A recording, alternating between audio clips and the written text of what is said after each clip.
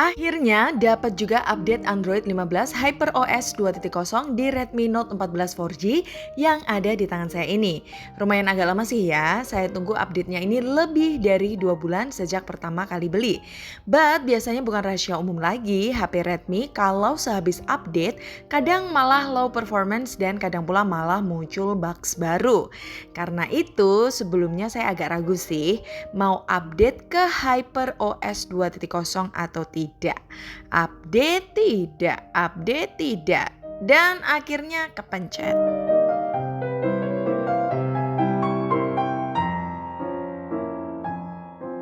Ya guys, jujur li selama 2 bulan pakai Redmi Note 14 4G di versi HyperOS sebelumnya tidak banyak keluh kesahnya. Bahkan menurut saya ini adalah HP Redmi paling nggak pakai rewel. HP ini tidak pernah tiba-tiba restart sendiri, tidak pernah tiba-tiba demam, meriang, ataupun panas berlebihan. Kinerja SoC Helio G99 Ultra RAM LPDDR4X, ROM UFS 2.2-nya ini jarang amnesia ataupun lola. Terbilang cepat tanggap, responsif kayak Teller BCA. Untuk bezel layar bagian bawah yang dianggap tebal oleh netizen pun saya juga sudah mulai terbiasa dan bukan jadi kelemahan menurut saya. Karena terbayarkan oleh kualitas layar AMOLED-nya yang punya pencitraan warna cukup enak dipandang oleh mata, terutama di pemilihan mode vivid.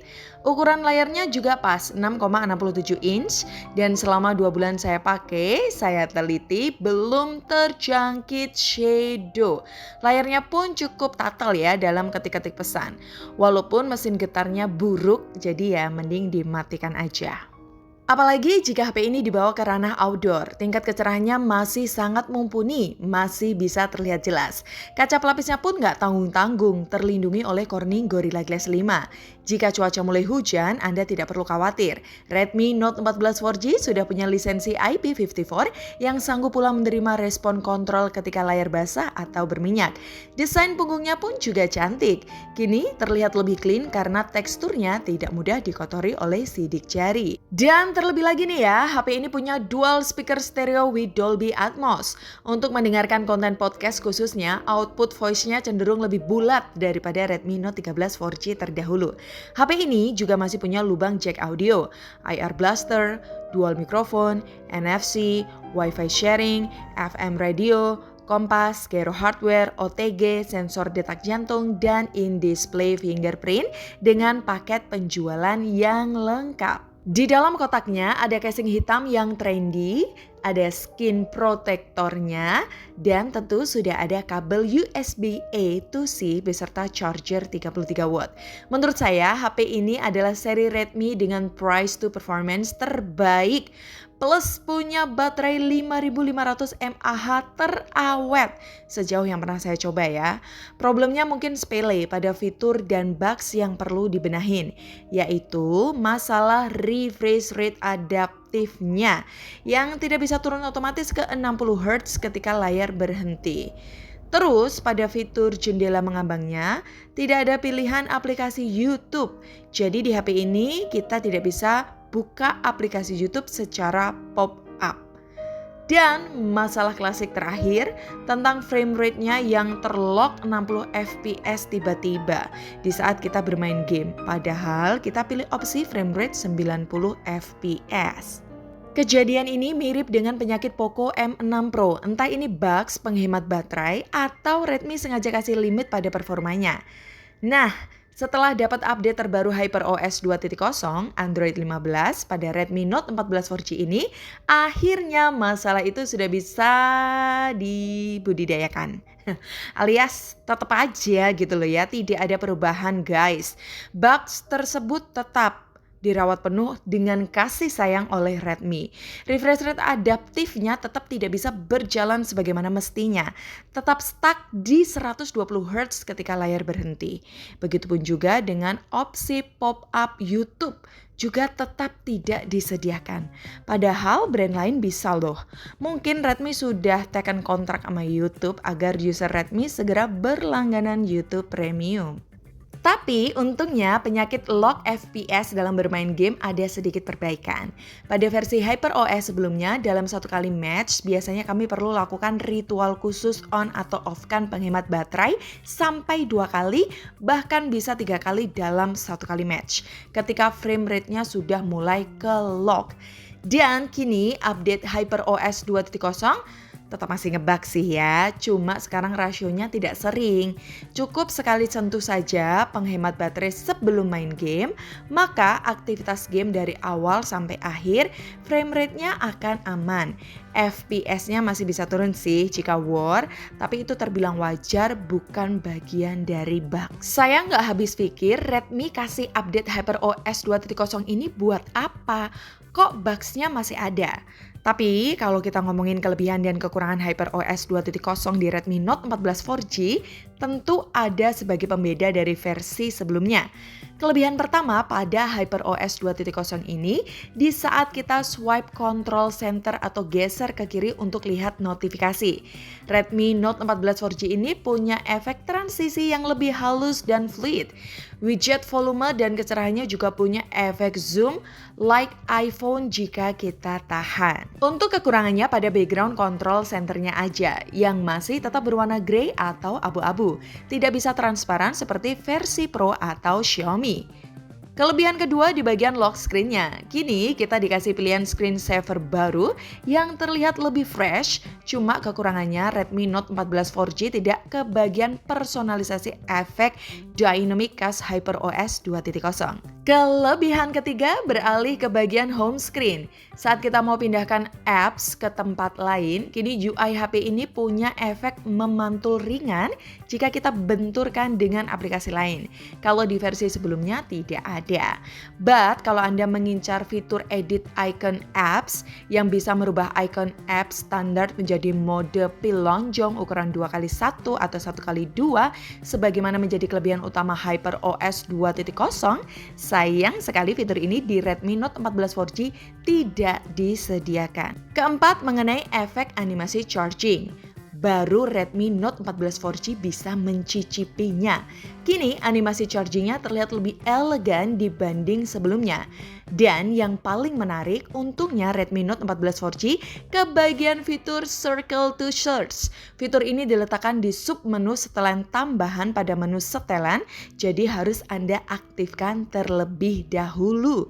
Untuk syarat lain menjalankan fitur ini, kalau Anda pakai navigasi gestur, indikator bilas status bawahannya jangan disembunyikan, wajib ditampilkan. Dan kalau Anda pakai navigasi tombol, fitur ini langsung bisa dipakai. Caranya, tekan saja bar gestur bagian bawah atau tombol bulat navigasi tombol. Untuk masuk ke Circle to Search, Anda bisa mencari informasi dari gambar, video, atau langsung dari kamera. Tinggal tahan navigasi bawah dan lingkari objeknya, maka informasi yang Anda inginkan akan segera dimunculkan. Untuk personalisasi wallpaper, AOD, icon, huruf, efek notifikasi, dan efek sidik jari, tidak ada perubahan. Seperti di bagian lock screen di personalisasi wallpaper, Redmi Note 14 4G juga belum bisa aplikasikan efek dynamic.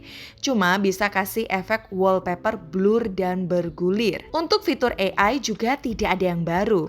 Untuk editing, Redmi Note 14 4G cuma sediakan fitur hapus objek, efek foto blur, dan rubah background langit. Tapi ada yang paling saya suka, entah ini mimpi atau tidak, ketika saya masuk ke aplikasi tema bawaan Xiaomi, kok saya tidak temui iklan lagi cuy. Baik saat kita scroll di beranda tema, pilih tema maupun setelah pasang tema. Ketika kita buka apps bawaannya pun, misalnya apps Vault, Mi Browser, musik, dan keamanan, iklan juga nggak nongol. Padahal kami belum melakukan ritual matikan iklan loh. Apakah Redmi salah tidur? Ini sih kabar baik ya. Kalau bisa, jangan sampai orang Xiaomi melihat video ini ya. Takutnya mereka cuma lupa nggak kasih iklan. Secara HP ini kan seri Note termurah, bukan seri Xiaomi. So, diem-diem baik ya. Bagi user seri Note 14 4G lain, misal ada atau tidaknya iklan, komen ya. Next, bagi yang bertanya apakah hasil kamera Redmi Note 14 4G ada perubahan setelah update HyperOS 2.0? Jujur sih ya, sehabis update kami agak panik. Karena ketika record video hasilnya jadi patah-patah guys. Untungnya setelah kita lakukan settingan pengkodean video pada perform tinggi H265 dan rubah anti banding ke otomatis, hasil videonya mulai kembali normal. Oke guys, tes video belakang Redmi Note 14 4G. Ini untuk resolusinya Full HD 30 fps ya guys, with stabilizer. Sebenarnya bisa mentok di Full HD 60 fps guys, tapi kalau di resolusi itu stabilizernya nggak bisa on. Buat video resolusi Full HD 30 fps, stabilizernya masih bisa jalan. Walaupun hasil reproduksi videonya kurang begitu detail karena terhambat fps-nya yang minim. Setidaknya hasil video Redmi Note 14 4G jauh lebih baik dibanding seri Note 13 4G, dan ketika video ini dibuat, efek kedut-kedut video khas Xiaomi tidak terlalu kentara terlihat di HP ini.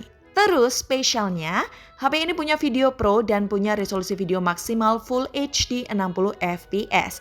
Tapi tentu saja tidak ada pilihan stabilizernya. Hasilnya bisa ditebak, gempanya kemana-mana. Jalan keluar terbaik, after record, edit aja ke Google Foto baru terlihat mendingan. Untuk fitur baru dual video juga begitu, belum ada stabilizer. Tapi karena ini fitur baru, wajib kita apresiasi. Toh kompetitor lain di kelas harganya belum ada yang bisa stabil. Untuk video selfie mentok di Full HD 30 fps. Jika digunakan di kondisi low light, tekstur wajah kita sudah jauh berkurang terasa diperhalus. Jitter wajar pasti ada. Sisi baiknya secara keseluruhan baik subjek dan objek sekitar masih cukup terlihat. Untuk back video malam hari sifatnya juga sama, bukaan lensanya terhitung masih cukup oke dalam menyerap cahaya. Tapi ada yang unik, entah kenapa video Redmi Note 14 4G di malam hari jadi punya flare seperti video iPhone. Mungkin Redmi sengaja kasih flare agar bisa sesuai dengan modul kameranya yang mirip iPhone juga. Terserah sih ya, Anda suka atau enggak model ini, setidaknya Redmi kasih desain kamera paling aman untuk kita.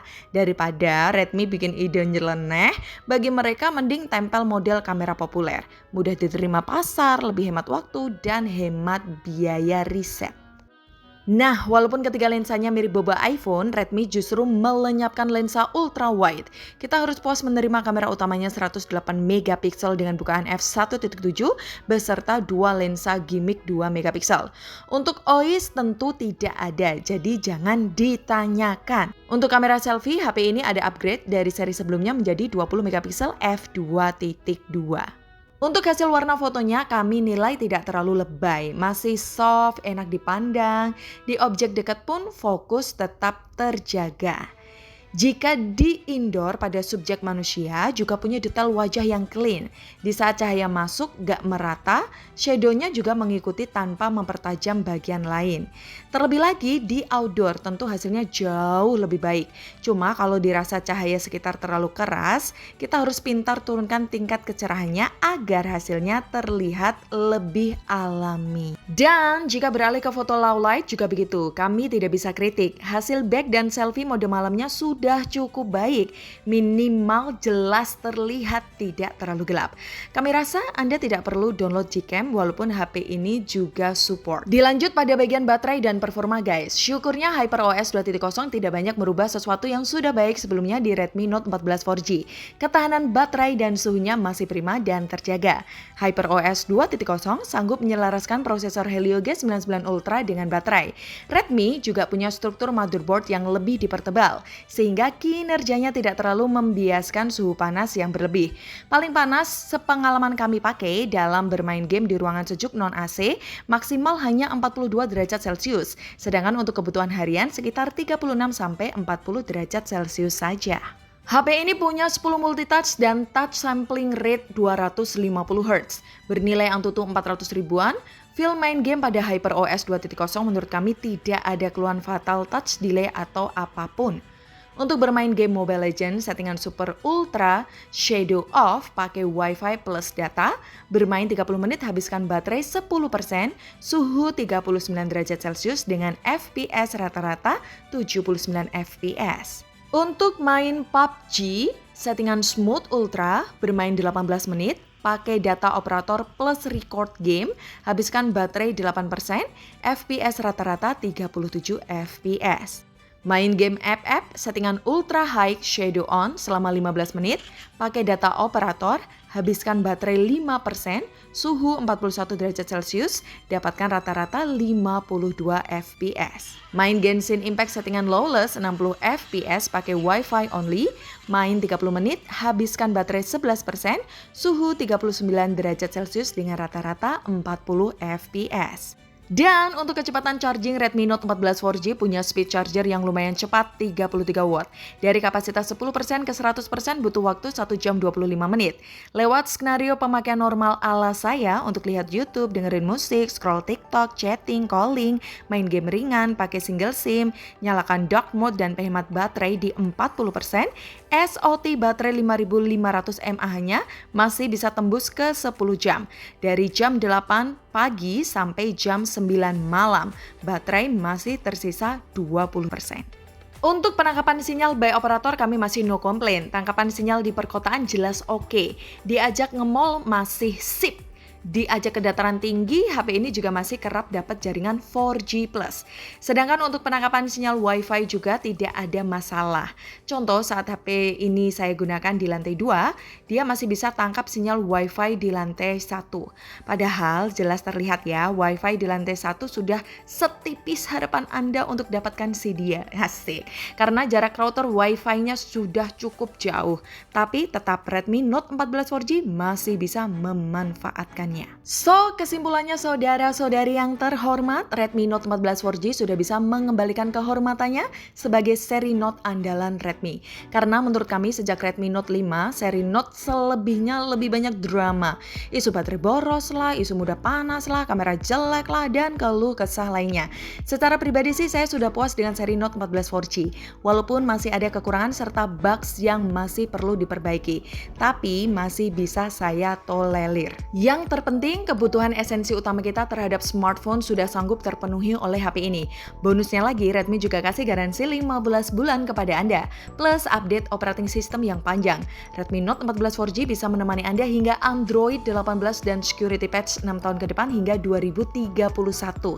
Jadi, jika Anda mengidamkan HP yang punya spesifikasi, update sistem rasa HP Samsung, punya performa kencang rasa HP Transsion Holdings, punya baterai badak rasa HP Vivo, punya desain cantik rasa HP Oppo, dan kuat tahan banting rasa HP Realme dengan modal 2 jutaan, pilihannya paling masuk akal adalah Redmi Note 14 4G. Saya Vanilla dari tim Gadget Pahlawan, pamit.